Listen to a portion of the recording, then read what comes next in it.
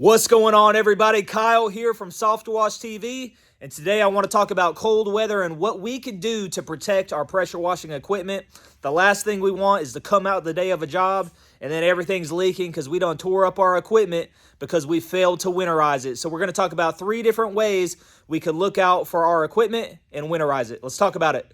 All right, it's that time of the year. Winter is here, and cold weather sucks for the pressure washing industry. Luckily, I'm having my best winter so far, busier than I've ever been in the winter, which is a great thing, but it's still pretty mild. A lot of people in the country are up north, where they have way colder weather, and they really have to worry about winterizing their rig. Luckily, I have a insulated and a heated shop, so I don't have to worry about that. But I want to talk about 3 different ways we can look out for our equipment, so no matter where you're at, you're good to go.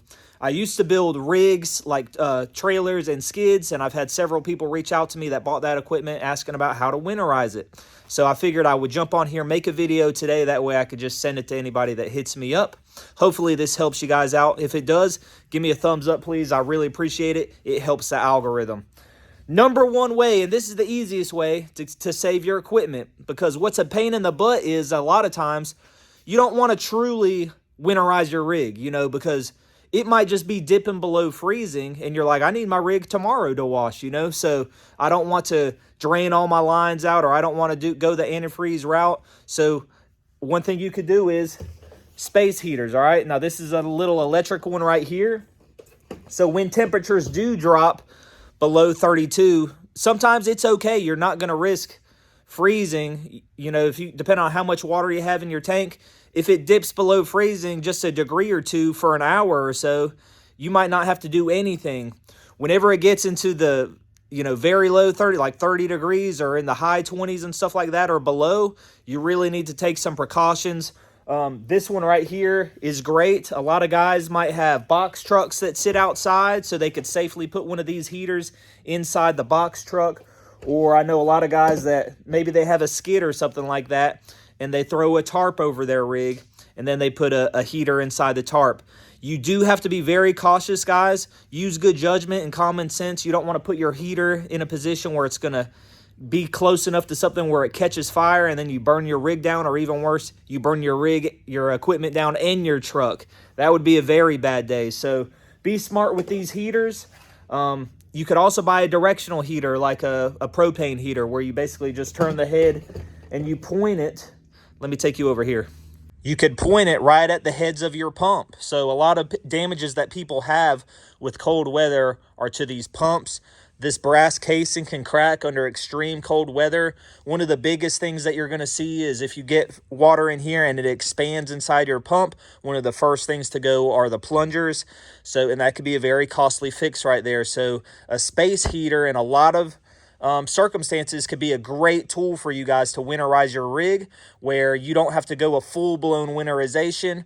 You could have a heat lamp on it at night, and the next day your equipment is ready to rock, and you could get out there and make some money. The second way to winterize rigs, and this is my ideal way to winterize a rig because it keeps all of my machines plumbed up. I'm not losing prime. I'm good to go. I could quickly get back into the game if I need to do more washing, but it's definitely a better way than just using a heat lamp to keep your equipment safe. And that is using Antifreezer, what I like to use if I have to, and that's RV antifreeze. So you head on down to Walmart if you have a Walmart in your town. They're normally pink in color. Get you several gallons of that. Look at the ratio and see how much you need to buy. But antifreeze is a great product to put inside all of your systems, your water tank, running them through your lines to your soft wash proportioner, or even running them through your pressure washer and out of your high pressure lines. One of the biggest things that happens when water freezes is it expands. So let's talk about a couple things that will break with cold weather. So we just talked about damage to the pump, which is a really bad day, the casing, the plungers, but everything downstream of that. So your whip line that goes to your hose reel, if you have water inside this hose or even your high pressure hoses, they're subject to damage because whenever this water freezes, it's going to expand. And if it has nowhere to go, it's just going to pop a line. So water hose, your feed hose going to your tank, and then all other associated hoses that are for water, if your machines are primed and there's water in them, they could break as well. In regards to your soft wash system, we're not really as concerned with chemical and soap. They have different properties. They're not going to freeze at the same temperatures that water would freeze. So when it comes to winterizing my soft wash system, especially going the antifreeze route, I just turn these valves off because I'm not worried about them. All right, I'm going to leave those chemicals where they are, and I'm not going to stress about that. All right, the next thing I'm going to do is I'm going to come over here to my hand wash station or eye wash station, dump valve, and I'm going to drop as much of this fluid as I can because I don't want to have 300 or 400 gallons of water in this tank and then be adding antifreeze to it. You know what I'm saying? So the less water, the better. It's going to be more cost effective for you. So I'm going to just bring it down here slightly above the bulkhead, okay? And I'm going to do that for a couple reasons. One, like I said, it's going to be cheaper, less antifreeze you're going to have to use. And then two, you want to have enough water to where you could run through your soft wash system going to your proportioner and then all the way out of your 200, however many feet you have. I have 200 feet of, or 250 feet of soft wash hose. I want to be able to get antifreeze all the way through that hose as well. And then I need enough water in here to also, whenever I turn on my high pressure machines, that water with that antifreeze gets pumped all the way to the pumps and then goes downstream of the pumps all the way out of the high pressure hose. Okay, so once we've drained out our water very low, maybe to around here or something like that, we're going to dump as much antifreeze in here. I like the RV antifreeze. We're going to dump as much in here as we need to make this to where it's not going to freeze. I'm going to start with my soft wash system first. Like I said, we're not worried about soap and chem. Half the time if I'm winterizing my soft wash system, if I need to, I'm just dropping my soap tank. I'm going to dump that out and not even worry about it. And then I'm not worried about bleach. I'm going to turn these valves off.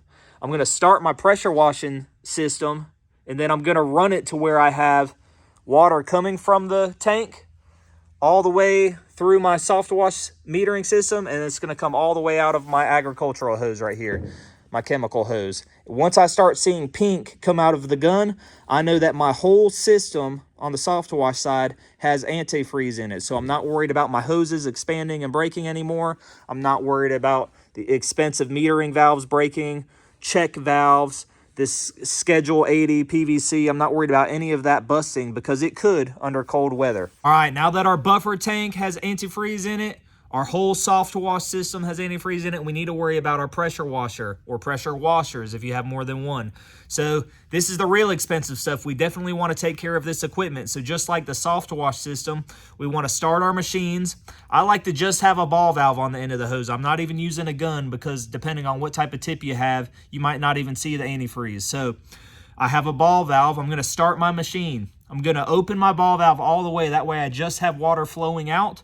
Whenever the machine has drawn water from the buffer tank and all that water has came all the way through the pump, the high pressure hose, all the way out of the ball valve, and I start seeing pink, now I know I have antifreeze in my whole pressure washing system.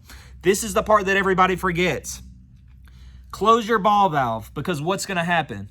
Your machine is going to go in bypass. And whenever it goes into bypass, that water is going to circulate through your bypass hose back to your buffer tank. And now that hose has antifreeze in it because a lot of people forget that, and that's the hose that breaks on them. So after I do that, I know that antifreeze is in the whole system. I turn my pressure washer off, and then I open my ball valve. That way I release the pressure off of my pump. You don't want to keep that ball valve closed and have your system pressurized.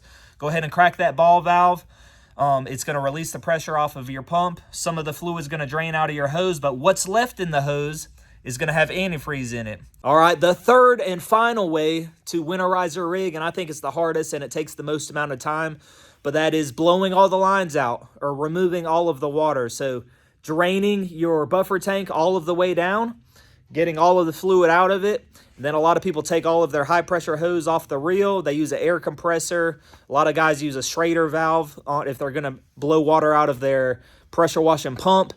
So you could use a nipple to screw into your inlet side of your pump and then some reducing bushings, put a Schrader valve on there. You could hook an air compressor right to it, blow out of the water out of the system, and then you're good to go. The drawback is it takes a lot more time, and then it takes a lot more time for you to get your equipment up and running again. You got to hook all your hoses up again, reprime your pressure washing machines, fill the tanks back up with water. But that's 3 ways right there, guys. So 1, you could use space heaters, keep your equipment warm.